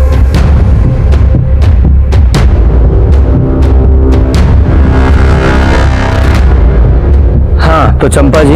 1 मिनट सर। रवि जरा हमारी पूछताछ का वीडियो बनाओ ना। अब इनका कौनो भरोसा, हमरे बयान को कुछ तो उमड़ उमड़ कर पेश कर देंगे, हमरी तो लंका लग जाएगी, है ना? हाँ दे रुको, ये पकड़ो अम्मा। तो हो गई तैयारी? जी दरोगा जी। सवाल पूछे? हाँ पूछिए पूछिए। जब गीता पर एसिड फेंका गया तो आप कहाँ थी? हम अपने घर में थे, खाना खा रहे थे। हमारी अम्मा और भैया से पूछ लीजिए। गीता पर एसिड किसने फेंका? हमको कैसे पता होगा किसने, काहे, क्यों एसिड फेंका? जब बात कर रहे हैं। आपको नहीं पता, लेकिन आपको कोई अंदाजा है? नहीं हो सकता है कि काकुल और गीता से किसी का झगड़ा हुआ हो, या फिर गीता के साथ किसी ने बदतमीजी की हो और बदला लेने के लिए एसिड फेंक दिया गया। देखिए सर, घुमा फिरा के बात करना हमको आता नहीं। अगर हमरे खिलाफ कोनो सबूत है ना तो उसको पेश करिए। अब ऐसा तो नहीं है कि काकुल कुछ भी बोलेगी और हम मान लेंगे। वो कहेगी हम अपराधी हैं, तुम अपराधी हैं, और आप चले आएंगे उसकी बात सुन के हमको हथकड़ी लगाने आ गए। देखिए आप सर से तमीज से बात कीजिए, वरना क्या जबरदस्ती कबूल करवाओगे? हैं? हम जानते थे तुम लोग ऐसा ही करोगे, यही मारे हम वीडियो निकलवा रहे हैं। देखो ऐसा है, तुम लोग से निपटना तुमको बहुत अच्छे से आता है, और रही बात उस काकुल की, उसको तो हम देख लेंगे। सर हमको तो लगा था ये काकुल बदतमीज है, पर ये चंपा तो उससे 2 कदम आगे ही निकली। सब पावर का नशा है, वो भी उस पावर का जो इन्हें मिली नहीं है। या ऐसा भी हो सकता है कि ये इसने कुछ किया ही ना हो, इसलिए इतनी कॉन्फिडेंट है। खैर जो भी है, सच्चाई तो पता लगानी ही पड़ेगी ना। काम करो, अपने सारे खबरियों को अलर्ट करो और इस चंपा के सारे कॉल रिकॉर्ड्स और मोबाइल लोकेशन निकलवाओ। सर कहीं ऐसा तो नहीं कि हमारा फोकस इन दोनों लड़कियों पर है, जबकि इन दोनों की दुश्मनी का फायदा कोई तीसरा ही उठा रहा हो? मतलब सरपंच का कोई तीसरा उम्मीदवार?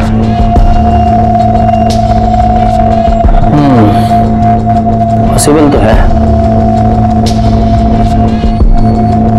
चेक करो कोई ऐसा एंगल है क्या। Yes sir. और सर चंपा के बारे में एक इंफॉर्मेशन मिली है सर। 6 महीने पहले चंपा ने एक रिपोर्ट लिखवाई थी कि उसके साथ में रेप हुआ है। रेप एक्यूज्ड का नाम संजय झा है, और सर संजय झा भी जेल के अंदर है और उसका ट्रायल शुरू होने वाला है। और सर ये संजय झा कोई और नहीं बल्कि काकुल का बॉयफ्रेंड है।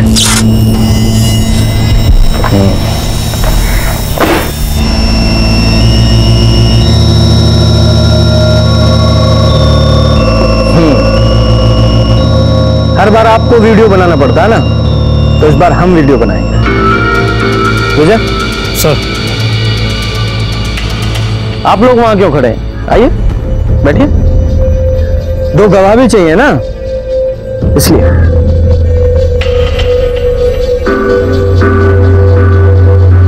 अरे हाँ, आपको कुछ और भी चाहिए होता है ना, लेडी कांस्टेबल।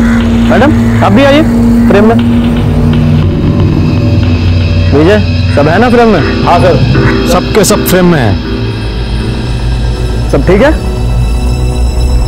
तो अब बताइए संजय झा का क्या मामला है? मामला तो ये है सर कि जितनी कमीनी ये काकुल है ना, इससे डर कमीना और निच्चड़ इंसान इसका यार है। हमको बोला कि हमारे और काकुल के घर की दुश्मनी को खत्म करवाना चाहता है। काकुल को समझौते के लिए मना लिया है और हमको समझौते के लिए लेने आया है। अब यहाँ तक तो सारी बातें ठीक थी, उसके बाद वो हमको एक उजाड़ खाने में ले गया। अबे तुम तो हमको बोले कि हमको काकुल बुलाई है, पर यहाँ तो कोनो है नहीं। हम कह रहे हैं संजय छोड़ दो।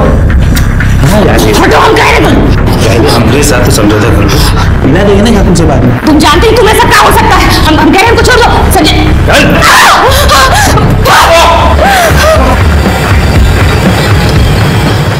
संजय तुम जानते नहीं हो तुम किससे पंगा लिए हो। मार डाले जाओगे और मार के काट डाले जाओगे, समझे?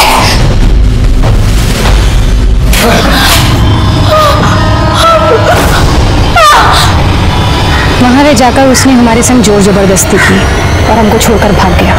उसको ये लगा कि उसने हमारी जिंदगी बर्बाद कर दी। हम घर जाके रोएंगे, टूट जाएंगे, और पुलिस के पास जाने के लिए तो हम सोचेंगे भी नहीं, पर ऐसा कुछ नहीं हुआ।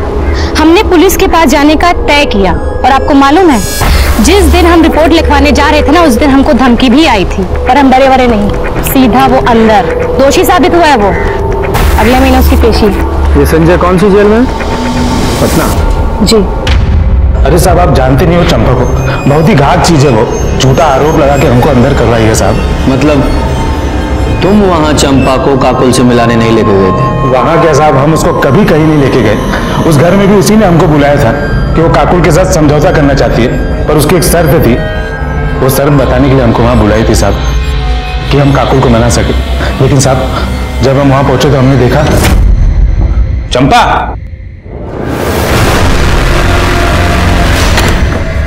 हम मीना ना जी। ये दरवाजा कहीं को बंद कर रही हो? एकदम बुड़बक हो तुम। अब ये सब काम वो दरवाजा खोल के करता है का? क्या बकरी हो? अब तुम जबरदस्ती करोगे और वो दरवाजा बंद करके। चलिए ना, चलिए। अब काकुल को पता चलेगा कि तू हमारे साथ रेप किए हो, तब वो चलेगी, टूटेगी, मर जाएगी वो। और यही हम चाहते हैं, समझे? ठीक भी कर रही हो चंपा तुम।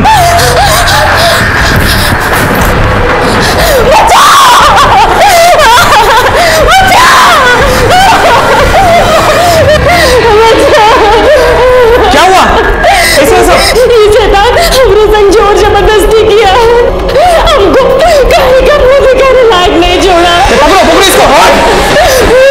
ऐसे तैसे हम जान बचा के वहां निकले। हमने 1000 बार सबसे गिरी है कि हम निर्दोष हैं, लेकिन पुलिस ने हमारी एक न सुनी और हमें अंदर कर दी। हम बता रहे साहब वो बहुत चालाक है, उसने बहुत गहरी चाल चली हमारे खिलाफ। लेकिन चंपा को ये सब करने की क्या जरूरत थी? क्योंकि वो काकुल का जीवन नरक बनाना चाहती थी साहब। हम दोनों शादी करने वाले थे, हम बहुत खुश थे साहब, लेकिन एक खुशी उसको देख ही नहीं गई और उसने हमको फंसा दी साहब। सर चंपा रेप केस की फाइल। सर मेडिकल रिपोर्ट के मुताबिक चंपा के साथ में रेप तो हुआ था, लेकिन स्मेन ट्रेसेस नहीं मिल पाए, जिससे यह साबित हो सके कि उसके साथ में रेप संजय झा ने किया हो सकता है उसने बहुत ही चालाकी के साथ किया हो कि सबूत ही ना मिले, कंडोम वगैरह पहना होगा। उसे अरेस्ट किस बेस पे किया गया था? सर बाकी एविडेंस के बेस पे, मोबाइल लोकेशन और आसपास के लोगों के बयान पर, जिन्होंने उस वक्त उसको वहां पर देखा था। मामला भी कोर्ट में कुछ कह नहीं सकते हैं। वैसे लोग दुश्मनी पूरी ईमानदारी से निभा रहे हैं। हाँ, दुश्मनी से याद आया, तुम्हारे थर्ड पार्टी एंगल का क्या हुआ? सर मैंने तहसील ऑफिस में जाकर पता किया था, चंपा और काकुल के अलावा सरपंच के लिए किसी ने नॉमिनेशन फॉर्म भरा ही नहीं है। अच्छा, तो फिर तीसरा कौन हो सकता है? एक बात और सर, उस दिन काकुल ने हमसे झूठ बोला था। उसने कहा था कि वो पटना जेल में अपने पिता से मिलने के लिए गई है। और पहली बार उससे हमारा झगड़ा 6 महीना पहले हुआ था, जब हम बाबूजी से मिलने जेल गए थे। जबकि उसके पिता तो 1 महीने पहले ही रिहा हो चुके थे। तो फिर किससे मिलने गई थी? संजय झा से। और जब मैंने उससे पूछा कि उसने हमसे झूठ क्यों बोला, तो उल्टा मुझ पर ही भड़क गई कि बोल दिया कोई गुनाह थोड़ी ना किया है। और फिर मुझसे ही पूछने लगी कि आपने अब तक चंपा को अरेस्ट क्यों नहीं किया है। कुछ ज्यादा ही जानकारी और अकड़ है इन लोगों में। आज सबूत नहीं है हमारे पास, वरना अकड़ तो ढीली कर देते इनकी।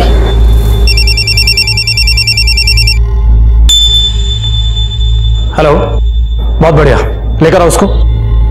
सर लगता है सबूत मिल गया हमको। चलो साहब आ गए, चल। सर ये मनोज महतो है।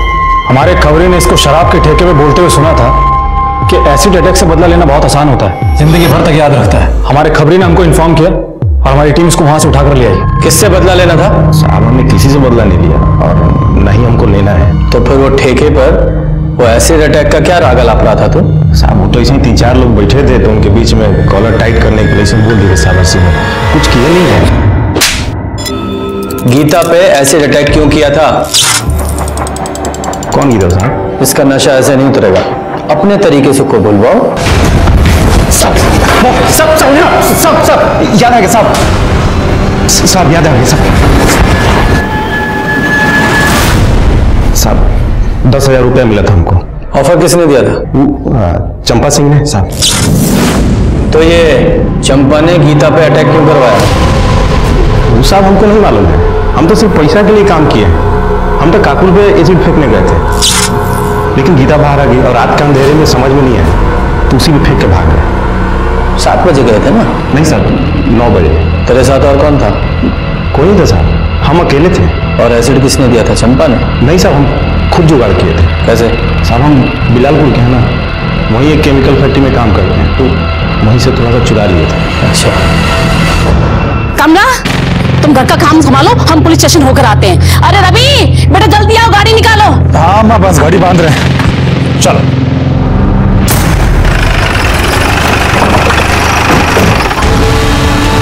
अच्छा हुआ आप लोग आ गए, हम अभी आपके पास ही आ रहे थे। किस लिए? चंपा कल से घर नहीं लौटी है, किसी का फोन आया था, बोल रही थी हम आते हैं और अभी तक नहीं आई है। किसका फोन आया था? पता नहीं किसका आया था, हमको तो बड़ी चिंता हो रही है। जाओ पूरे घर की तलाशी लो। अरे तलाशी सर, कुछ नहीं मिलेगा, हम कह रहे हैं, हमारा यकीन कीजिए ना। कैसे यकीन करें? क्या पता फोन का बहाना बना रहे हो आप लोग और वो घर में छुपा के रखा उसको। चंपा को फोन लगाओ। सर अरे सर फोन स्विच ऑफ है, हम लोग कितना बार ट्राई किए, सुबह से ट्राई कर रहे हैं।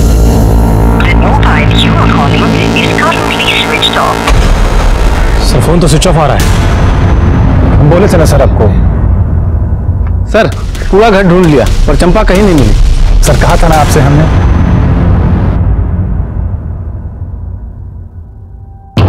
आखिरी बार पूछ रहे हैं, बता दो कि चंपा कहाँ है, वरना उसके साथ साथ तुम दोनों भी अंदर जाओगे।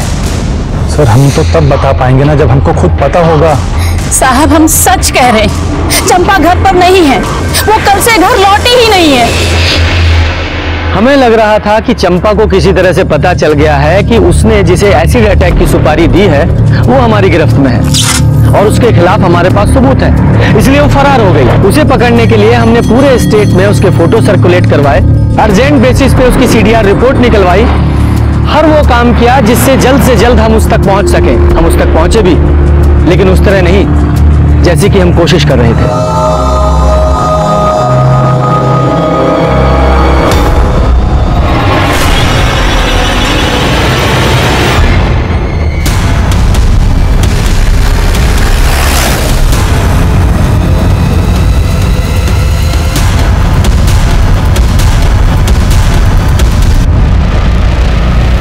ये घाव देखकर ऐसा लगता है जैसे किसी कट्टे से गोली मारी गई है, क्योंकि रूरल में लोग ज्यादातर उसी का इस्तेमाल करते हैं।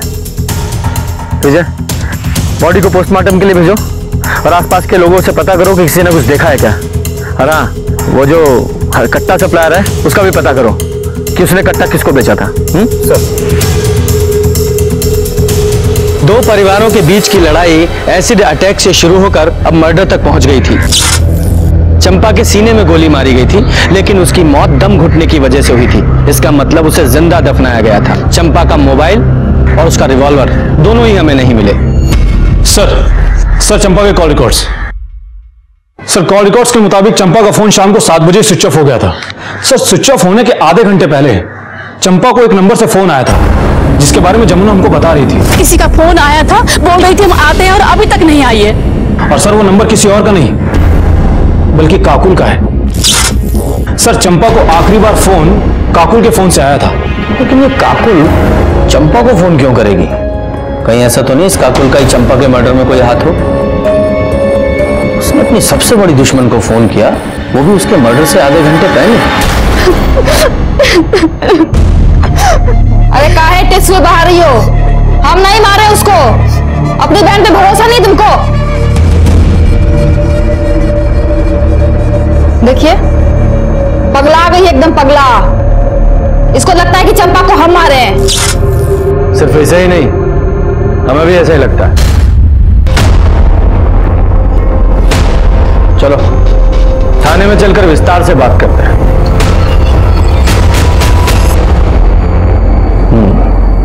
चंपा के मर्डर से आधा घंटा पहले तुमने उसे कॉल किया था, उसके बाद वो अपने घर से निकली थी, उसके बाद वापस नहीं लौटी। ऐसा क्यों? वापस आने का हमको नहीं मालूम। कॉल हम किए थे कि दुश्मनी खत्म करते, वो भी मान गई थी। बोले मिलकर बात करते हैं, इसलिए पानी टंकी के पास बुलाए थे। तो मुलाकात हुई? बात अकेले आने का हुआ था। हम पहुंच गए थे, 8 बजे तक इंतजार किए, आई नहीं। फोन भी किए, फोन ऑफ था। सोचे महारानी का मूड बदल गया होगा, तो हम भी वापस अस्पताल चले गए गीता के पास। अपने घर वापस आ गए हम। सुबह पता चला कि कोई उसको मार के ना गाड़ दिया है। इतना दुख हो रहा है ना हमको, एकदम बदला लेने का जो मन था ना एकदम पूरा नहीं हो पाया हमारा। ऊपर से हमारी बहन दिमाग खा गई है हमारा, तो हमने चंपा को मारा है। मानने को तैयार ही नहीं है वो। जरा पता लगाओ कि ये सच बोल रही है झूठ। क्यों झूठ बोलेंगे हम? क्यों बोलेंगे झूठ? सच बोल रहे हैं हम, सच। अगर काकुल सच बोल रही है कि उसने चंपा को नहीं मारा, तो फिर ऐसा कौन है जिसके पास चंपा को मारने का मोटिव हो? सर काकुल के कॉल रिकॉर्ड्स के हिसाब से तो वो सच ही बोल रही है, क्योंकि उसके मोबाइल लोकेशन में साफ दिख रहा है कि वो शाम को 7 बजे हॉस्पिटल से पानी की टंकी के लिए निकली जरूर थी, और 7:15 से 8 बजे तक वो वहीं पर ही थी। उसके बाद में हॉस्पिटल आ गई थी, और सर वो क्राइम स्पॉट के पास में भी नहीं गई जहां पर हमको चंपा की लाश मिली थी। और तभी हमें एक बड़ी लीड मिली। छपरा से 50 किलोमीटर दूर किसी केमिस्ट ने एक आदमी को बड़ी मात्रा में एसिड बेचा था, वो भी गीता के एसिड अटैक से 1 दिन पहले। इतनी खबर मिलते ही हमने उस आदमी को उठा लिया।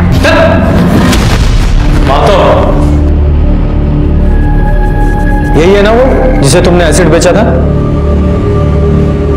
नहीं सर, ये वो आदमी नहीं है। वो लड़का तो बहुत कम उम्र का था, लगभग 20-20 के आसपास उसकी उम्र होगी। अच्छा, तुमने कहा था कि उस लड़के ने अगले दिन तुम्हें फोन किया था। जी, तुम्हारे फोन में उसका नंबर होगा, मुझे को नोट कराओ। जी विजय, इस नंबर के सारे कॉल रिकॉर्ड्स और लोकेशंस निकालो। जी सर।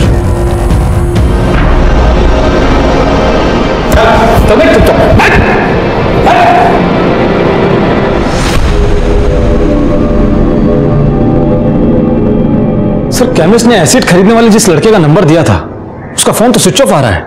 सर, केमिस्ट ने जो नंबर दिया था उसका कॉल डिटेल्स और मोबाइल लोकेशन आने में तो अभी टाइम लगेगा, लेकिन ये पता चल गया है कि वो नंबर ललन यादव नाम के कुख्यात अपराधी का है, और सर उसका एड्रेस भी पता चल गया सर। जब तक सीडीआर रिपोर्ट नहीं आती ना, तब तक इस लल्लन यादव को घर पे जाके चेक करो, मिलता है कि नहीं। ललन घर पे नहीं है साहब, हम उनकी पत्नी है। हमको बताइए ना क्या बात है। अच्छा, ललन घर से कब गया था? 10-12 दिन हो गए साहब, एक फोन भी नहीं आया। हम तो खुद ही परेशान हैं। सर ललन अपने घर पर नहीं मिला है, लेकिन हमने अपना एक कांस्टेबल 24 घंटे सेव में नजर रखने के लिए तैनात कर दिया है। शायद अपने बीवी बच्चे से मिलने के लिए आए और फिर हमारे हाथ लग जाए। ये लल्लन अपने घर जब आएगा तब आएगा, लेकिन उसके कॉल डिटेल्स आ गए। ये देखो, इस लल्लन यादव का फोन गीता के एसिड अटैक से अगले दिन से ही, यानी कि 17 तारीख से ही बंद था। उसने चंपा से कभी भी बात नहीं की थी। और एसिड अटैक के 2 दिन पहले से जिस नंबर से लल्लन की सबसे ज्यादा बात हुई है वह गीता यादव का।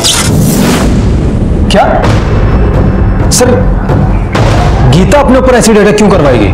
तो मनोज अब तक हमसे झूठ बोल रहा था कि चंपा ने उसे एसिड अटैक की सुपारी दी थी। कॉल रिकॉर्ड से तो ऐसा ही लग रहा है। अब मुझे समझ में आ रहा है कि जब हम केमिस्ट को मनोज से मिलवाने लेकर गए थे तो मनोज की हालत क्यों खराब हो गई थी। सच बोल, सच। सर, हमको बिल्कुल समझ में नहीं आ रहा है कि आप क्या पूछ रहे हैं साहब। अच्छा, समझ में नहीं आ रहा है, ठीक है, तो हम तेरी मदद करते हैं।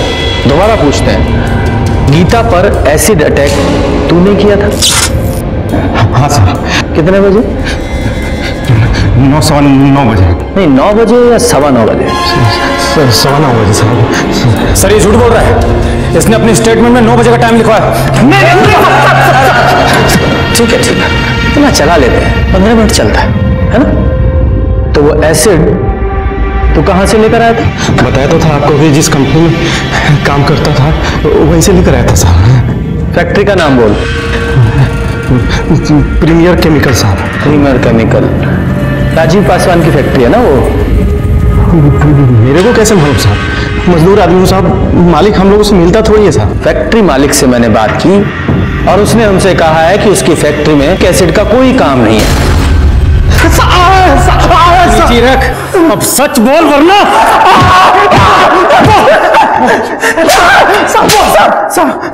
किसके कहने पर झूठ बोल रहा है? बता रहे साहब, बता रहे।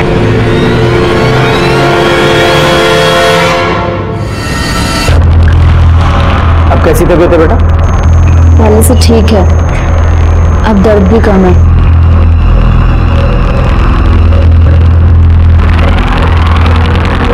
ये फोन तुम्हारा? हाँ। ये फोन सिर्फ तुम इस्तेमाल करती हो या कोई और भी इस्तेमाल करता है? काकू जी का जब फोन खराब हो जाता है तब वो हमारा फोन इस्तेमाल करती है हमेशा। तुम्हारे ऊपर जब एसिड अटैक हुआ था उससे 1-2 दिन पहले उनका फोन खराब हुआ था, मतलब उन्होंने तुम्हारा फोन इस्तेमाल किया था?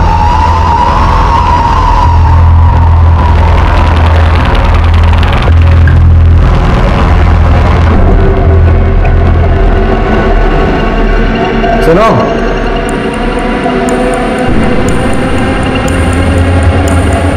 तुम्हें बहुत जल्दी थी ना ये जानने की कि गीता पर एसिड अटैक किसने करवाया?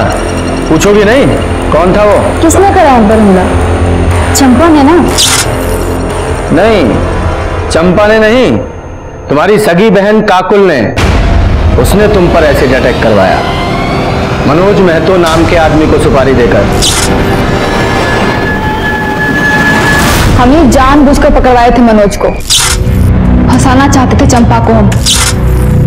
कुछ महीना जेल में काटने के लिए ना मनोज को अच्छा खासा रकम दे रहे थे हम। हमको लगा था कि मनोज बोलेगा और आप जाके पकड़ लीजिएगा चंपा को, लेकिन साली पहले ही मर गई। सारे किए कराए पर पानी फेर के रख दिया बस। ये मनोज और लल्लन दोनों क्यों? मनोज अपराधी प्रवृत्ति का नहीं था, हमको पता था कि वो नहीं करेगा, और लल्लन जेल जाने को तैयार नहीं था। तो हम मनोज को मनाए चंपा को फंसाने के लिए और लल्लन को गीता पे एसिड फेंकने के लिए। वो जो प्रिंसिपल वाला लेटर था ना, वो भी हम ही लेके आए थे, और गीता के फोन से लगातार बात कर रहे थे उससे। उस दिन भी हमने ही कॉल किया था एसिड फेंकने के लिए। अपनी सगी बहन को तुमने एसिड फेंकवाया, उसका ये हाल किया सिर्फ चंपा से बदला लेने के लिए? असल कारण ना चंपा को जेल भेजना नहीं था, संजय को बाहर निकालना था। हम सोचे थे कि चंपा को गीता के एसिड वाले केस में फंसाएंगे और फिर उसके साथ एक सौदा करेंगे। तुमको करना क्या है कि जो कोर्ट में जज साहब के सामने ये बोलना है कि तुम हमसे बदला लेने के लिए संजय को बलात्कार वाला केस में फंसाई हो, ठीक है? और उसके बदला में फिर हम सोचेंगे कि गीता वाला जो केस है ना हम वापस ले लें। तो क्या कहती हो? ठीक है, हम मिलके बात करते हैं। हाँ, अभी मिलते हैं। वो पुराना पानी का जो टंकी है वहां पे। ठीक है। संजय झा ने वाकई चंपा का रेप किया था? हमारे कहने पे किया था, वो हम ही करवाए थे। मानसिक रूप से ना उसको एकदम तोड़ना चाहते थे हम, उसकी भावनाओं को ठेस पहुंचाना चाहते थे ताकि दोबारा हमारे सामने खड़े होने की ना उसकी हिम्मत नहीं हो। लेकिन हुआ क्या? हमने सोचा था कि पुलिस के पास नहीं जाएगी, लेकिन वो गई और संजय को जेल हो गया। हमको तो छुड़वाना था ना, हमारी वजह से गया था वो जेल।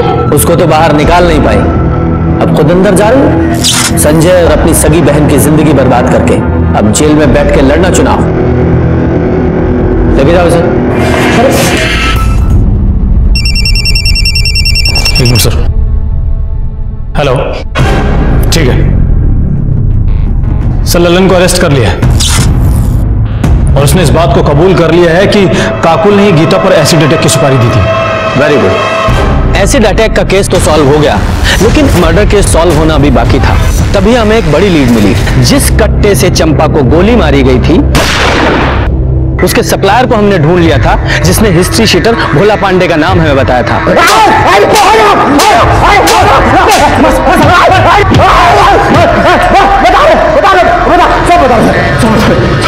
वो हमको चंपा को मारने का सुपारी हमको मिला था।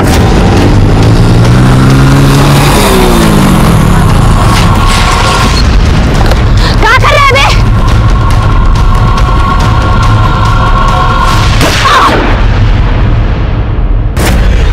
चंपा की गन और उसका फोन कहाँ है? हाँ, उसका गन तो हम सर बेच दिए, फोन हम नदी में फेंक दिए सर। सुपारी किसने दी थी? सुपारी हमको किशनचंद झा। कौन किशनचंद झा? सर, किशनचंद झा तो संजय झा का बाप है, वही है ना?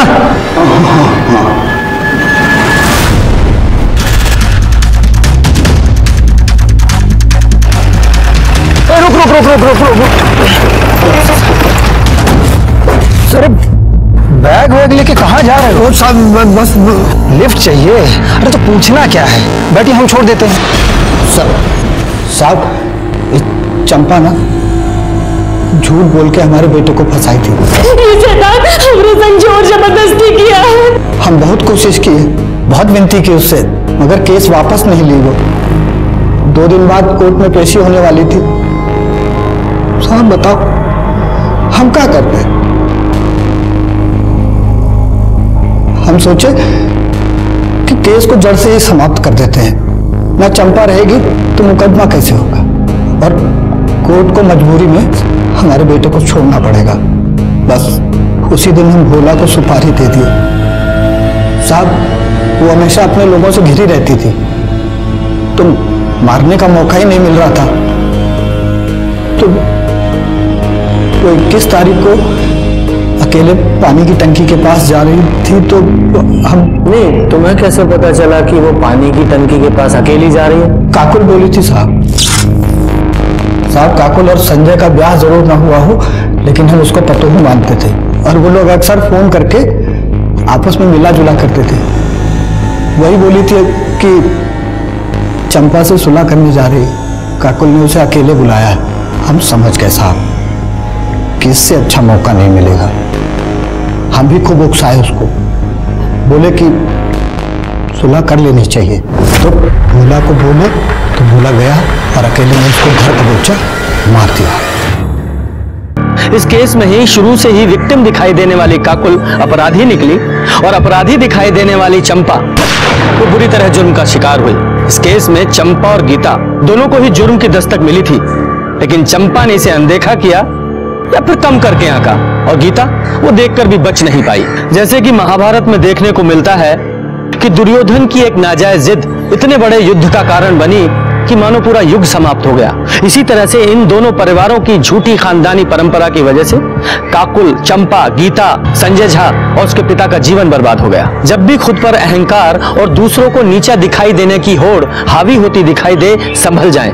ये जुर्म की दस्तक हो सकती है, इसे अनदेखा ना करें। इसी के साथ मैं सीनियर इंस्पेक्टर रंजीत ठाकुर आपसे विदा लेता हूं। फिर आऊंगा एक नया केस लेकर। तब तक देखते रहिए क्राइम पेट्रोल दस्तक। मकसद बताना नहीं, बचाना है। जय हिंद। क्राइम पेट्रोल के ऐसे ही मजेदार एपिसोड्स देखने के लिए हमारे चैनल को सब्सक्राइब करें